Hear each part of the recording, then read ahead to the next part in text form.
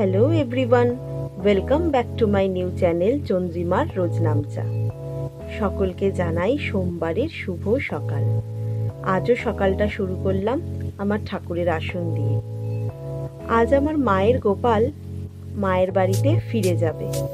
শুক্রবার দিন যাওয়ার কথা ছিল, কিন্তু শুক্রবার, শনিবার, রবিবার 3 দিনও গোপাল আমার কাছেই রয়ে গেছে। আজ সোমবার মা আসবে ওকে নিয়ে যেতে। শুক্রবার দিন বাবা এসেছিল নিতে, কিন্তু যখন এসেছে তখন গোপাল শুয়ে পড়েছে।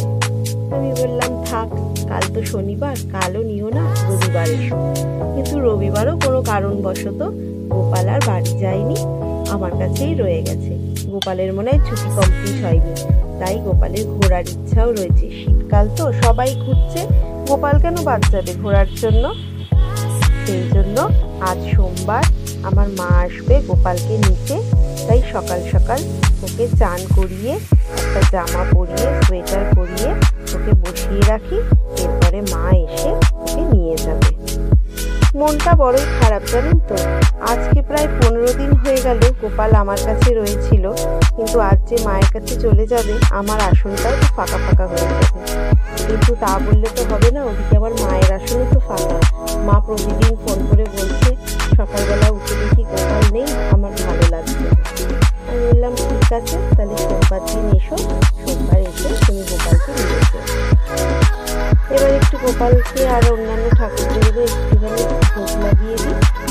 ঠাকুরের থালাগুলো একটু মুছে নিচ্ছি, আসলে জল থেকে তো, আমরাও তো থালায় জল থাকলে যেমন খেতে পারি না, তো ঠাকুর দেবতারাও কি করে খাবেন বলে। সকল ঠাকুরের চরণে একটু ফুল দিয়ে দিলাম, ফুল দিয়ে ঠাকুরকে মিষ্টি প্রসাদ দিলাম। আর গোপাল যেহেতু এখন সকাল বেশি না, এখন বাজে হয়তো 10টা, সেই জন্য একটু বিস্কিট দেবো।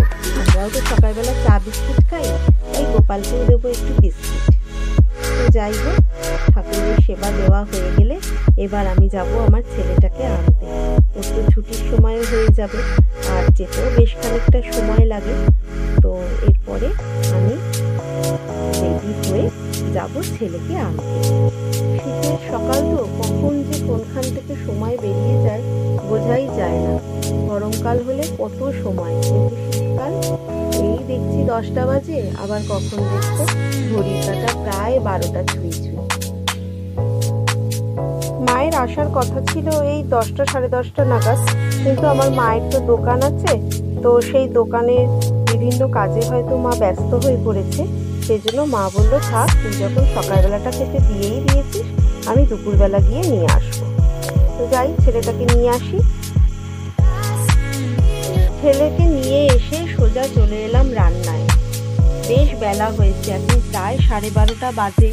এবার রান্নাটা না করলে অনেকটাই দেরি হয়ে যাবে। এখন আমার ছেলের আন্টি এসছে, ও পড়তে বসেছে, আর আমি এদিকে রান্নাটা সেরে। আজকে করবো একটু চিকেন কারি।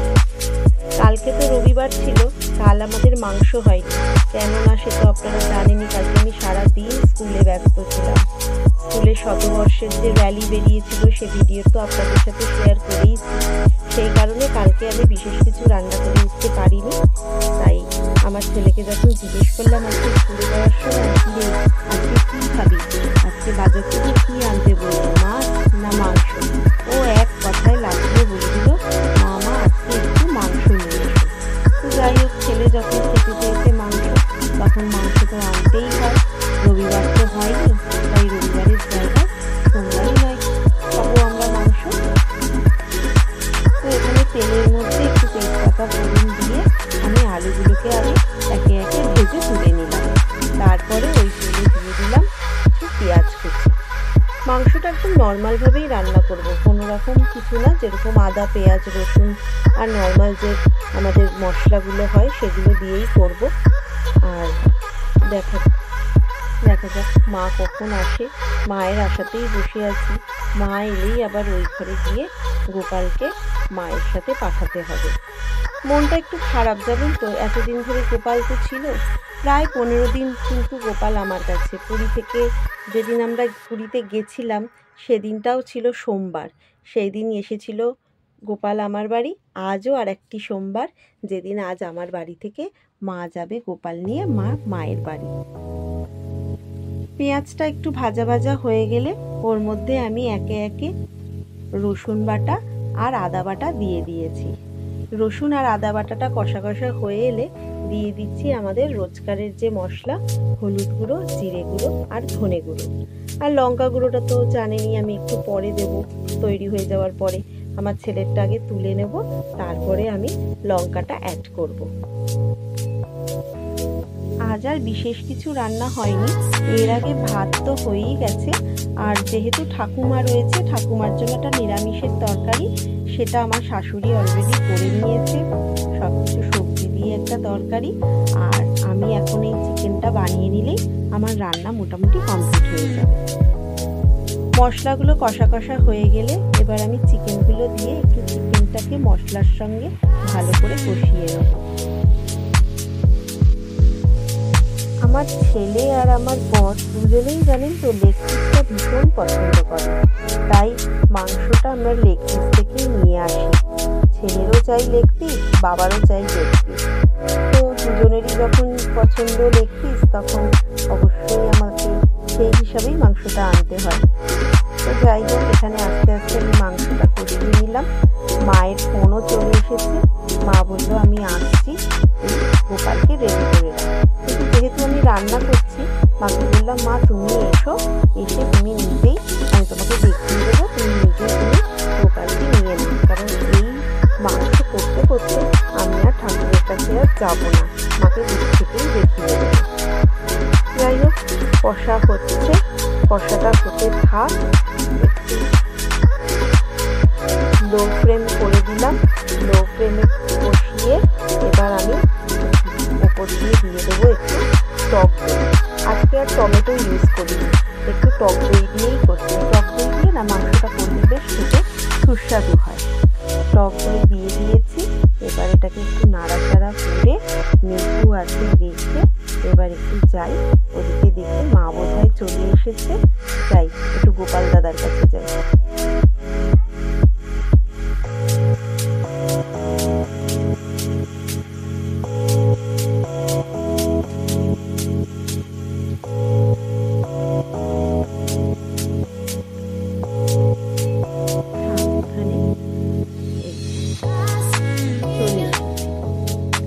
চলে এসেছে, মাকে এবার দেখিয়ে দেওয়াটাই আমার কাজ। ওই যে লাল বক্সটা, ওটা করেই গোপাল আসে আর ওটা করেই গোপাল যায়। শুধু এখানে বলে না, আমাদের ধুলাগড়ে যে দেশের বাড়ি আছে, মা যখন দেশের বাড়ি যায় তখন মাও এইটাতে করেই সেখানে নিয়ে যায় গোপাল।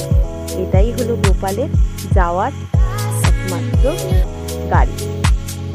তো এই যে গোপালও রেডি।